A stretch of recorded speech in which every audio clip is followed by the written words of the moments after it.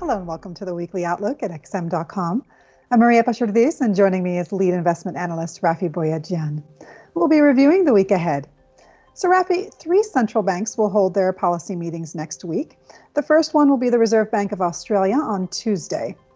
Although Australia is still struggling with a virus surge, their vaccine rollout has accelerated lately, which could mean an end to regional lockdowns soon. Do you think the RBA will stick to its tapering plans? And what about the outlook for the Australian dollar?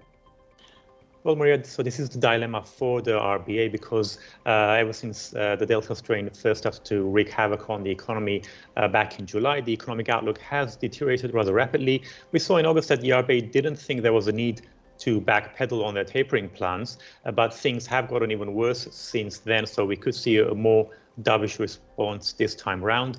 So the RBA is planning on reducing their bond purchases from 5 billion Australian dollars a week to 4 billion in September. It's not very likely they'd want to reverse that move, but we could perhaps get some signals that they'll keep the pace at 4 billion in November when they're next scheduled to review their QE program and possibly delay the next review to February next year. So if we do get a dovish turn, that could knock back the Australian dollar, which has rebounded quite strongly, in fact, from its lows from 2 weeks ago, and we could see those gains being pared back slightly. Okay, turning to Canada now. The Bank of Canada's meeting is on Wednesday. Given that the bank will publish its quarterly economic projections next month in October, is it likely to hold off on making any changes now in September?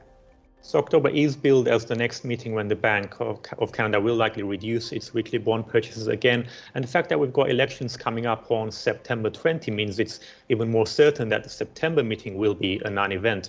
However, we could still get some fresh clues as to the next move because further tapering in October isn't as certain as it was a few weeks ago. Canada's economy unexpectedly contracted in the second quarter.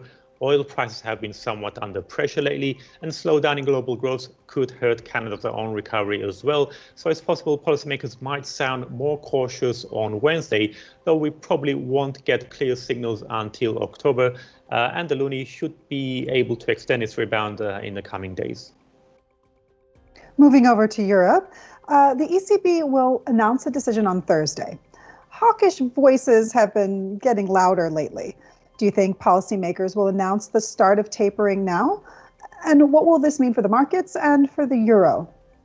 So yes, we've heard from several key ECB figures in recent days, and the overall message has been that it's time to slow down the pace of bond purchases. The Delta variant has yet to make a significant impact on the Eurozone economy, and the recovery is going pretty well with vaccination rates approaching those in the UK and Canada. So investors are definitely more optimistic about the Euro area. However, with the PEP program due to end in March 2022. It was always going to be the case that the ECB would gradually start to wind down this particular program before the end of the year. The real question is, will they slow it substantially enough so that they won't use up the entire envelope of this program, which is at 1.8 trillion euros? And are they planning on beefing up their regular asset purchase program once PEP comes to an end? So any reaction in the euro from a more hawkish ECB is likely to be fairly limited for the time being, at least until we get a clear idea of what the ECB is planning, and whether the euro can continue to bounce back will probably depend as much on what happens to the US dollar, at least in the short term. And finally, is there anything else coming up next week that we should look out for? So we do have a batch of data coming out of the UK next Friday, including the monthly GDP and industrial production estimates for July, but it's doubtful how much of an impact they'll have on sterling because all the indications are that the UK recovery has peaked. So kind of a similar picture to the US, and there's growing concerns that about the rise in COVID hospitalizations in the UK. So perhaps this is slightly weighing on sterling lately. And as for the US dollar, it's going to be a fairly light calendar in the US. There's not going to be that many drivers, although we do have a number of Fed speakers coming up. So we may yet get some big reactions. Rafi, thanks so much. And thanks for joining us for this weekly Outlook at XM.com.